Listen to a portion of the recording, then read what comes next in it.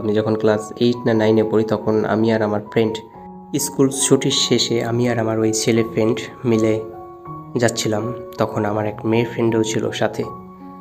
উনি আবার আমার ক্রাশ ছিল আর কি ক্লাস 8-এই। তখন আর কি ক্রাশ শব্দটা বের হয় নাই, মানে এখনকার যুগে তাল মিলে আর কি ক্রাশ বললাম।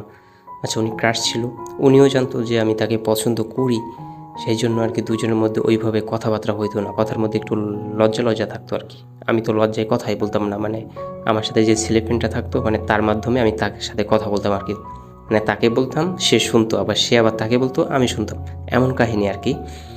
তো এইভাবে কথা বলি আর কি। আর সেই মেয়েটার বাসা ছিল আর কি আমাদের স্কুলের আশেপাশেই ছিল, আর আমাদের বাসা ছিল একটু দূরে। তো আমি আমার ওই ছেলে ফ্রেন্ডটাকে বলতেছি, কিরে বন্ধু, দেখ আমাদের বান্ধবীদের বাসায় স্কুলের পাশেই, তারপরও একদিনও আমাদেরকে বাসায় ইনভাইট করে না। সেই কথাটা শোনার জন্য